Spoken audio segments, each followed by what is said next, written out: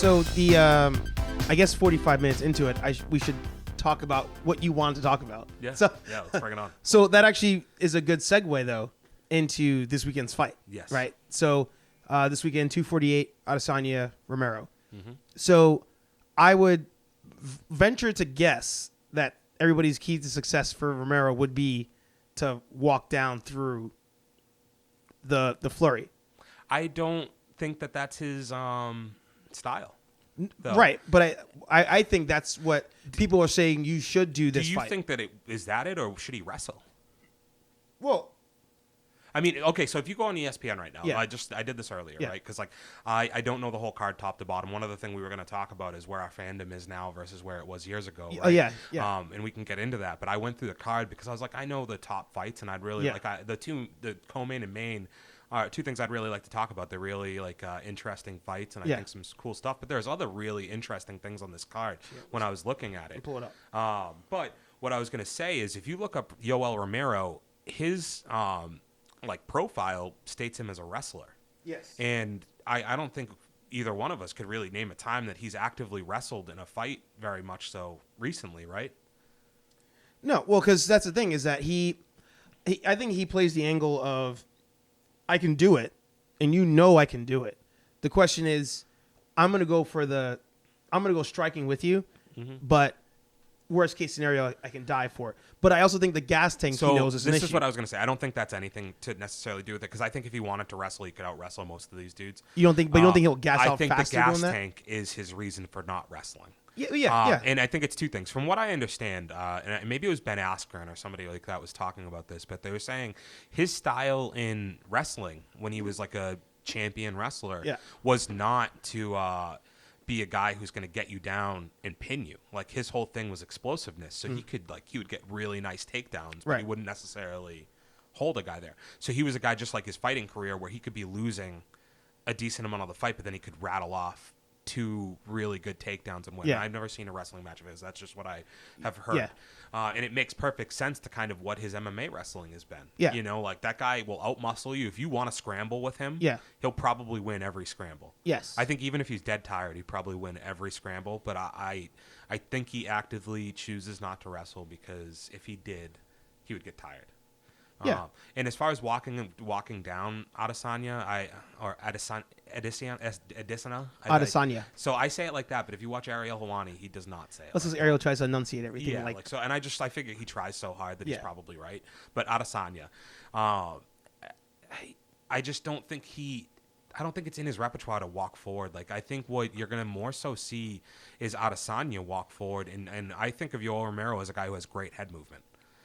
He has really, really good head movement in the pocket. Like the Paulo Costa fight, he's bobbing and weaving through a lot of that stuff, right? And debatable whether he won that. And if you go through his past 4 fights, he's lost 4 fights in his career. 3 of them have been in his last 4. Yeah, but like razor thin, every single one. Even the unanimous decision to Whitaker the first time is like debatable. Go either way. Yeah. And I tend to think Whitaker won both, but I know that's probably not a popular opinion, especially on the second fight. The second one more so. I think he beat Costa. Yeah. But I thought he was losing to Weidman. Yes, I watched that the other day. Yeah. You know, like he's a guy who bides his time and is patient. But even that fight, a lot of it's like off his back foot. Yeah. Letting them come to him. But he was centered most of that, and that's where I'm like, it's almost like the I'm trying to think of a better example, but. Or even like GSP, right? Like, not that he's like GSP, but in the sense that, like, GSP can shoot. Or John Jones can shoot. Yep. But they'll choose to stand up because it's like, all right, I'm going to try to do this. I know I got the other one locked. Yeah. Which still confuses me sometimes because I'm like, well, John Jones, I know the theory is like he wants to beat you at your game. I thought that was I think this last fight you think maybe it says otherwise. But the Romero one, it's like, we know he has the shot. He knows he has a shot. I agree with you in the gas tank. That's where I was thinking he'll stand up as long as he can to eventually work that shot. I don't see a scenario outside of when he gets tired that Adesanya is the one being the aggressor majority of the time. Yeah. Like round 3 and on, I could see Adesanya being the aggressor. But that initial onslaught, I feel like even his corner is going to be like, dude, you need to go at Adesanya. Like he's gonna kick your leg like just through it and just try to knock him out. So now that we're talking gas tank, that news I was telling you that I had seen before I got here, like it segues into what we're talking about as far as gas tank. And you should, if you want, it's a 5-second video. I think it's like a GIF. You can find it. Rumor has it that Adesanya might have a little staph infection. There's a video of him getting interviewed at his gym, and it shows him go to scratch his face, and right on his forearm is a giant lump. Yeah.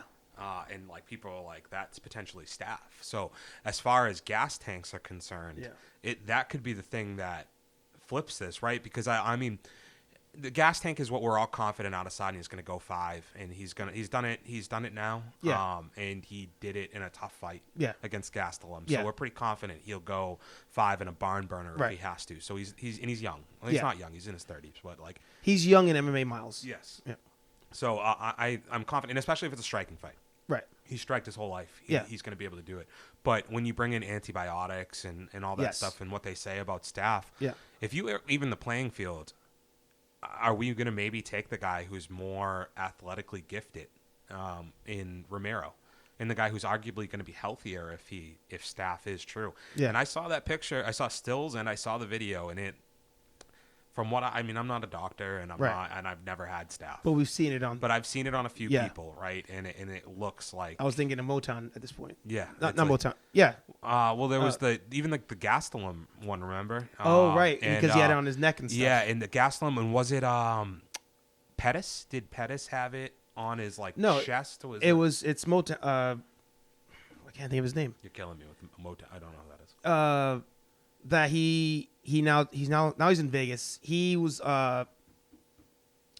Kevin Lee. Kevin Lee. Motown. Okay, Motown phenom. There is you what go. You're trying to say. Yes, he had it on his chest. Yes. Okay. It was like his left. Tony Ferguson. Yes. Right. Yes. Yeah. And that was one of the ones where you saw it in like the second he comes out, and Joe's like, I think he has staph. Yeah. They didn't even throw a punch yet. Yep.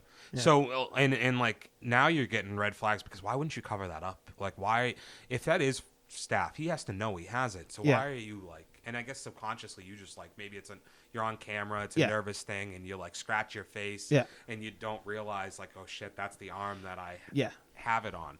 But that when I saw that, I was like, ooh, like that's gonna fuck things up a little bit. No, and that's why the weigh-ins are so important. Like, and I guess to the thing that you were gonna mention before about where we stand now in our love of MMA, like back in the day, like you would watch, the pre-fight press conference, media day, weigh-ins, fight, post-fight, all that stuff. Yeah. But the weigh-in was that was your moment to be like, all right, how am I going to bet?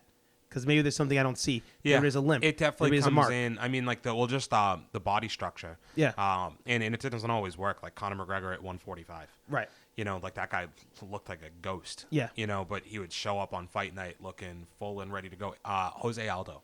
Yeah. Made a 10-year career. Like let's look at him at 135. I don't understand that. Do you agree with that title fight? Oh, who does?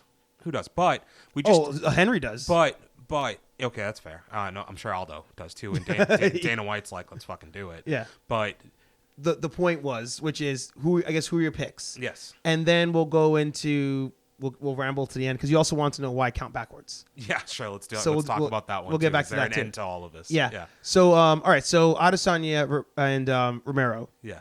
What are you thinking? Win-wise. Yeah, so I think when I kind of map this out in my head, it's probably going to be close for a round or two, I would say. But like we were talking about, if Adesanya's coming in healthy, right, he's going to have the gas tank for 3, 4, and 5. And I mean, I just think that the reach is like 73 inches from Romero, and I think it's like 80 inches on the side of Stylebender. That's tough, man. For a guy, I just think that if Stylebender comes straight the whole time, right? If he's throwing teeps, if he's throwing straight punches, and he's staying on a straight line and mixing in some wide stuff to keep him honest and keep him centered. But I just think that that's going to keep him on the outside, and he's eventually going to find a knockout, I'd assume. And this is a guy I don't think Romero's not been ever finished. Right. But I think that this is a fight that it should be set up for Stylebender to be the guy who does it. Because it's not like Romero's not hittable. He's just durable, and he has really good head movement. Do I think Romero is going to be like could win this and be competitive? If he wins it, it's in a tight fight. It's a disputed decision, something tough, right? But I would lean towards, for me, finish style bender is where I'm going on it. Maybe some type of I could see it being a knee or a head kick. One of the two. Because I don't think he has to worry about, like, when you fight a wrestler as a striker, you always have to worry about throwing kicks, right? Yeah. Like we talked about, like, I don't think you have to worry about that with Romero. And I think Romero, if Stylebender comes out throwing flashy shit, you don't think Romero, look at that stare off they had. Yeah. Right? When they both threw the dance moves. Yeah. What did Romero do? He went super flashy. Yeah. Right off the bat, Yeah. because he wanted to win, right? Yeah. Like, it was a dope move, like, yeah. power move, like, you have I'm nothing to surprised go the with Terrace growing on afterwards, that. right? Yeah. It was beautiful. But if you do that in the first couple rounds of this fight with Adesanya, it's what we talked about, right? Yes. Like, Adesanya's done it his whole life. Yeah. He's not going to gas. Like, Yeah. I just think that it's made for him. This is a star making fight. So all right, so I'm gonna go. The only reason I want Romero to win is because I think if Romero wins, that opens up a trilogy. I think if Stylebender wins, They'll never fight again. they'll never fight again. Yeah. Do we need more trilogies? Not necessarily, but I mean, I don't. I know the Gaslam fight was great. I really don't. Maybe it's just 'cause I don't like Gaslam that much as a person. See, we're on the like different sides of the coin there. Yeah. That's my guy. He was for a while for me. Yeah. But then he started coming across too. I don't know if whiny is the right word, but it's like anytime somebody starts blaming other, like, oh, my weight, like going into Joanna or Ioana, it's just that person's fault. It's that person's fault. Like, oh, whatever. I can make it next time. Like, when that starts happening, I start losing. I think if it's somebody. a habitual thing, and I think like that's where Calvin, like the weight thing is always going to be something that sticks Yeah. with him, and I think we're all going to be skeptical, but he's just a fun fighter. I loved Agreed. him on The Ultimate Fighter. I loved it, like, on Team Jones Yeah. and all that stuff. Like, I loved him on there. Or was he on Team Shale? Who knows? But like, I think he was on Team Shale. Because I'm pretty that sure was the gray color. Yeah, and Jones had Uriah. Yeah. I'm pretty sure. It's the No, they were on the same side, were they? Were they on the same side? Yeah, 'cause I think they fought I mean, each they other. fought at in the the end. championship. Yeah, So that's why I didn't know if they're on the same side. I think they were. But I've just always kind of loved the guy, I guess. But I don't know if I want to see Yoel's too old. First of all, it's like Bernie Sanders, man. Like, do we want that guy to be our champion? Well, he said today he wants to be like Bernard Hopkins and fight till he's 51. He wants to beat that record, actually. He's probably already 51. He just doesn't know it. Yeah, He just hasn't told anybody. yeah. I don't know if I want to see a trilogy. I think that you and MMA is not a sport where you can want either. Yeah. I think that's part of my love being gone too. Is like everybody I've ever loved is lost. Yes. Yeah. So Eventually, it happens. It's too heartbreaking for you to like really love people. So I try to be as analytical with a lot of this stuff as I can and take my like the personal opinion stuff out of it if I can. So, all right. If there's no staph infection, then I got Adesanya. Decision? Yeah. Finish. Okay. Yeah. You going with the knockout too? I wouldn't be surprised if a choke came out of nowhere. You think Adesanya's going to choke him out? I feel like out of nowhere. I don't know. I think because it's one of those like he'll rock him, and then Romero goes down. Because watching Romero get gassed so much in the early rounds, if Adesanya happens to be able to keep the foot on and knock him down, and randomly grab, it'd be one of those out of nowhere. I'm like, there's nothing has told me Adesanya has it in him to choke him out. Yeah, that's why it's out of left field. Sure, It's swing for the fences, buddy. It's that gas tank though. Yeah, that gas tank is letting me believe that things will open up, and Izzy would be the one to be like, I'll try it. Go for it. I'll just try it. I would just, when we talk about explosiveness, Yeah. I think that's going to be tough to submit a guy like Romero who has that ability, even if he's really tired, to power out of something. The striking differential and the knockout for me, it's just like two things meeting in the middle. With the way Romero lunges into things. Yes. You lunge, like, to me, I'm just envisioning like he's lunging in, trying to get the distance. Close the distance. And in between that, it's either a knee because he dips into a lot of strikes, or it's Anderson Silva, Vitor Belfort, right to the bottom of the chin, like straight up the middle, up the center. Yeah, because like that dude comes a lot from out here. Yes. So it's everything why that you're going to yeah. hit. If you come from the outside, you're probably going to hit his arms, right? So Yeah. you're not going to really get through. But if you come right up the middle, I think you should be able to knock him out if you're style bender. And I think if I can see that. I just don't, you know why I don't envision that? The only reason is how good of a friend he is with John Jones. And he's got to be training with John Jones in this fight. And John Jones, I assume, would be simulating Izzy. Yeah, and John would be probably a very good training partner for a guy for like that. Israel. I don't know if John Jones really cares about other people's stuff. I don't think, So I like to believe he does. Yeah, I know he's your guy. They take pictures together. Yes. Yeah, my Instagram, best. dude. So. All right, so then on Joanna Champ. Yes. Does she leave as Joanna Champ? I have thought this through, and to me, it's very similar to Reyes and Jones, that fight. In personally. what way? I think you're going to see the first 2 rounds. Weili is going to be on fire, especially the first round. That girl, she can go. Yeah. Like, she throws really nice combinations. Yeah. She hits fucking hard. Yeah. So either she can find a finish in the first 2 rounds. I think if either one gets finished, it's I could see ways that Joanna wins by finish as well. But I think she's only lost once, and it was like 10 years ago for Weili. Maybe it wasn't 10 years. But, I just think that it's going to look a lot like Weili maybe wins the first 2. But rounds 3 through 5, if Joanna's there, I think you're going to see classic, clinical Joanna. I'll give you that. Who's putting her on the cage. Like I said to you before we got on here, I watched the Tisha Torres fight. And, man, there are scrambles in that. Like, her takedowns are really nice, right?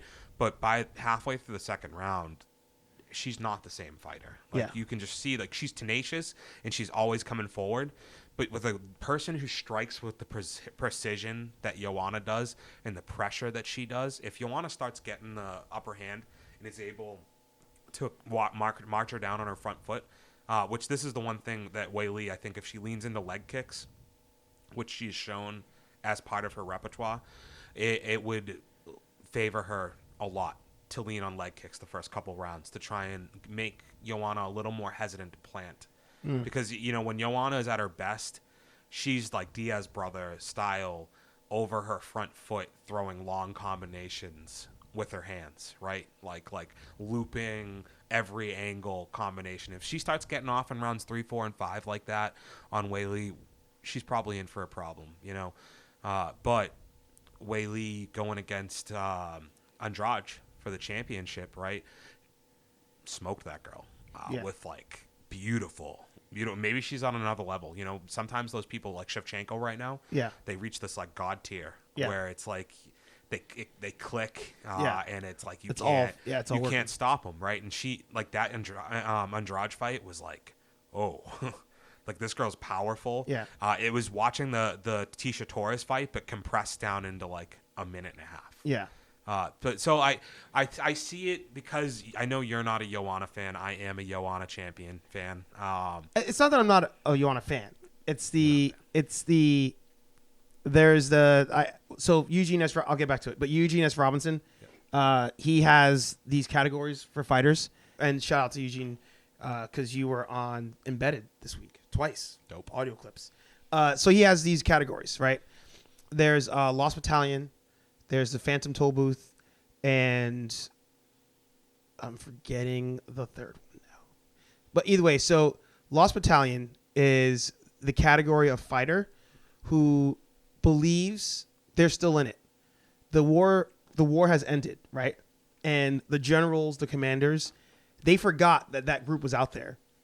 And time has passed. War's been done. That group still thinks it's going on, and they still think they have a chance to win this thing. They're not fighting anybody. Yeah. It's long past. Joanna sometimes falls into that. When she's talking, I'm Joanna champ.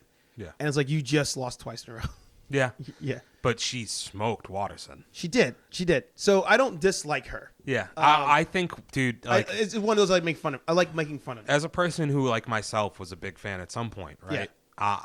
I think when people are on, like, that are champions, right? Like, and she is a champion, whether she has a belt or not. Like, right. Once you're champ, you're champ. BJ Penn's always a champ. Yes. Right. Like, when these guys are clicked in and, like, ready to go, she's violent, man. Yeah. Like, she's so fun. Yes. Go, and, like, maybe she, I don't know. Maybe I'm wrong about this, but my opinion is she was great. Yeah. But maybe she did have kind of that Ronda Rousey thing where she fought a few people who weren't at that level. But the Cookie Monster there, right? Like I forget her name right now. I hate that I know her as the Cookie Monster. That's embarrassing. Watterson? No. The first one she fought for the title. She won the title from her there. Carla Esparza. Yeah, she is. Yeah, I forgot about that. Yeah. So they told me that girl was amazing before she fought her. She smoked her, right? Yeah. Jessica Penne. Yeah. Supposed to be pretty good. Just. Let's get it. So back. we had to cut out a part just now because we started mentioning specific names on a certain topic. Yeah. So we're talking about Joanna and Penne. Yes. Yeah. So maybe I just didn't understand, didn't know at the time that she wasn't fighting people who are top tier, and maybe once she fought Rose, she fought somebody who was at that level. But she beat Andrade, right? She smoked her. They weren't as bad as. No, but even see, but here's the thing. Even Ronda's. I think everything's revisionist. Yeah. Because I think Ronda at the time, what's her name is still fighting. The one she beat for the title to begin with, Liz Carmouche. Liz Carmouche. She just got booted over to Bellator. But she's still a competent, good fighter, Yeah. right? Maybe not when she's had opportunities to fight for the belt, she hasn't looked great, right? But it's because she has a limited skill set, right? Maybe she didn't fight great people. I just think the people she fought didn't show up, too. Alexis Davis, that chick's durable, but she didn't look durable against Ronda. Yeah, it was a different caliber of fighter. So I mean, all right, I do think Joanna has a good shot. Yeah, I do. How much Weili have you watched? Not a ton. Okay, it's enough though for me to think Joanna has a shot. And the UFC's doing the whole they're really going in on the Chinese thing. They showed her doing freaking whatever, wushu or some shit. Yeah, and I was like, come on, guys, you're getting kind of tacky here. Yeah. But they're going all in on it, and they're already claiming for her to fight Shotgun or whatever. They because they ain't got nobody else allegedly. Do we know how this woman's training has been? Because I know there was an article out there about how the whole Corona shit is She says they say that they're good. Well, because she came over early. Yeah. Right. That's still a thing to get displaced from your home, and you have relatives there that are dealing with whatever it is. I just don't know how that plays into your first title defense. Yeah. After you didn't win on a fluke. That'd be insulting to say you won on a fluke, but you didn't you knocked somebody out in a minute and a half. You didn't show me what you look like in 5 rounds. Well, that's the Conor thing too. People would say that. You're right, but then he showed us what he could do in 5 rounds. Yeah, but then people are like, "Oh well, could he beat Jose twice?" I mean, we think he could, but dude, that's a tough thing because he might not, right? Who would have an issue with what would you have to say if Conor fought Jose again and he lost in a 5-round unanimous decision? Would that discredit the first fight? No, because he called the finish in the locker room. He did the move. You know, I just don't MMA is the toughest sport. You can't do math on this. You can have a good hunch, but it can go the complete opposite and flip on you. And that's why the Conor thing a few weeks ago, right? When it's it's so easy for people to stay on the other side of the coin and talk about how he's going to get smoked and he's going to fucking lose and all this stuff. Because then you get to be on the fun side where you laugh at all of us who genuinely follow this shit. Yeah. And aren't just posturing when you're talking to me I know Conor's whole history. Yeah.